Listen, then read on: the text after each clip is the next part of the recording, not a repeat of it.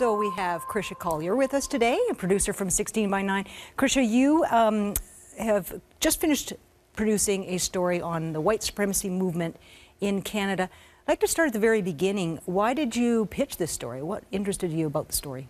I actually read an article about a kid who's facing murder charges in the United States, and his father is a neo-Nazi. And I thought, I wonder what it would be like to grow up with so much hatred around you, and how do you get these sort of point of views? So I thought I'd do a little bit more digging and find out, one, is it happening here in Canada? And two, who's sort of at risk to become a member? And so it sort of evolved from there. Did it surprise you to find that the movements are, or the movement, I guess, is alive and well in Canada? Because it certainly surprised me. I thought, oh, this has got to pass by now. I was really surprised. I grew up in Ottawa, a very multicultural area. I never firsthand saw sort of any kind of racism, really like overt like this, anyone targeted, beaten up. So when I met one of our characters, and that's primarily what he did daily, I was really shocked. And he's, you know, not only did he do this in his years ago, he continues to follow people who do it today, and it just blew me away. Now, the fellow you're talking about, I believe his name was Daniel? Yes. You went out and interviewed him. He took you to the streets where he committed violent acts, and he talked to you fairly openly about some of the things he did. I saw some of the field tape. I got to tell you, it shocked me. Can you give me a sense of what it was like to walk the streets of Vancouver with that guy? I have to tell you, right off the bat, it was surreal to me, because on one hand, you meet this individual on the street. He is not that much taller than me. I'm about 5'7". He's probably like 5'8". You know, he's probably 180.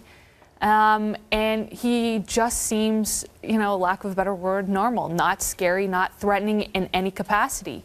But when you go walk the various streets, Robson Street, Granville, in Vancouver, he literally would point out and say, I beat someone there, I took a hatchet to this guy here, beat him unconscious, I, you know, kicked this guy in the face repeatedly until he was unconscious, woke him up and started beating him again. Even watching the field tape, I felt like I was watching an actor. Yeah. Someone who was talking about a role that he had played in a movie. Did you get any of that sense when you were with him? Yeah, I absolutely did. I actually asked him, I said, do you feel like two different people?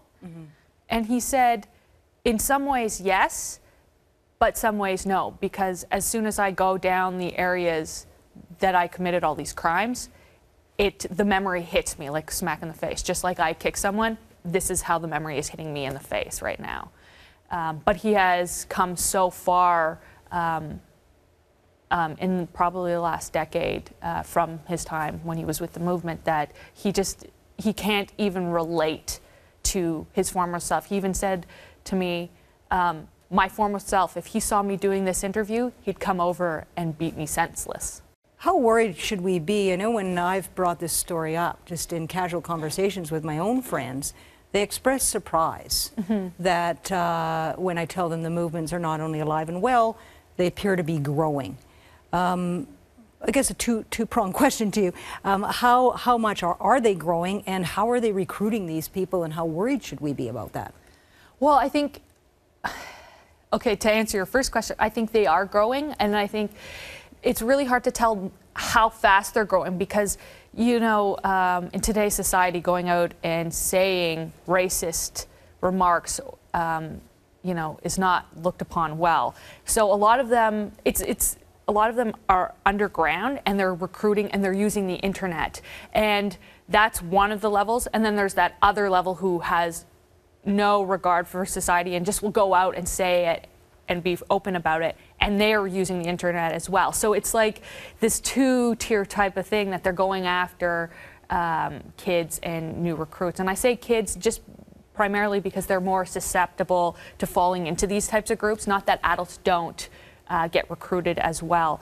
Should we be worried? I think we should be worried because using the internet, social media, you can, kids who are angry, you know, we talked to Brett Gunlock, who spent 3 years with one of these groups based in Alberta, and he watched them go to high schools and just sort of like put a little bug in a couple of these kids' ears, and then the kids would go online and check their Facebook status or their Twitter accounts to learn more, and then slowly start contacting, have a little chat. And it could be anyone. It doesn't necessarily have to be of a certain economic status that will fall into these groups. It's almost a faceless way of recruiting. Absolutely. Nobody's really responsible. Well, that's great. It's a really, really interesting topic. If anybody missed it on television, it's called Brotherhood of Hate. Yes, it and is. we can see it on our website. Absolutely. Thank you. Thank you.